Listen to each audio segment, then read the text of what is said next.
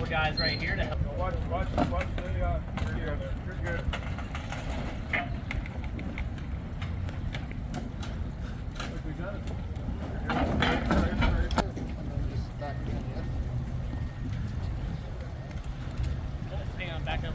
I have not had the opportunity to meet him, no.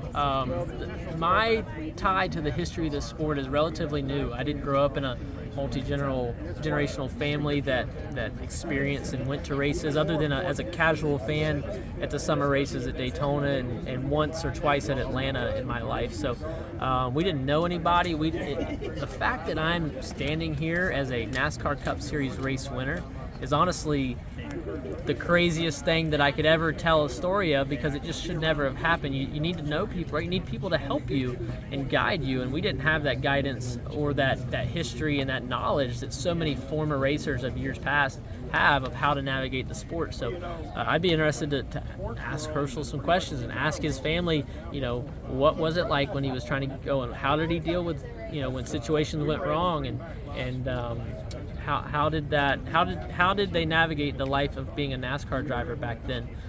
Because it's crazy. I'm trying to navigate it and keep juggling the balls in the air, and it's like playing chess, and I feel like I only ever got taught how to play checkers.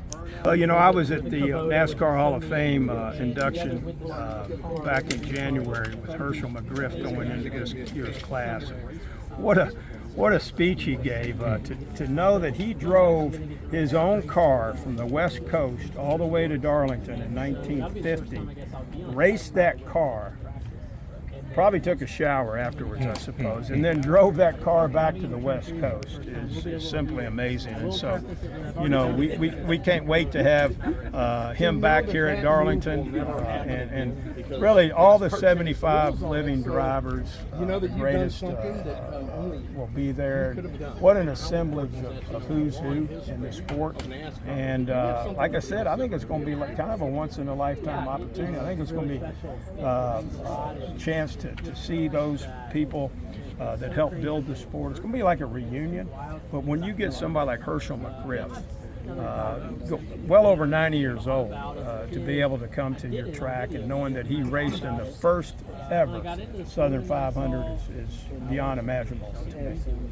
It's really special. You think about that story where he drove his car all the way from California to the first Southern 500, raced his car, and then drove it home. I've had the opportunity to meet with him because I'm one of the board members, or one of the people that picks the class.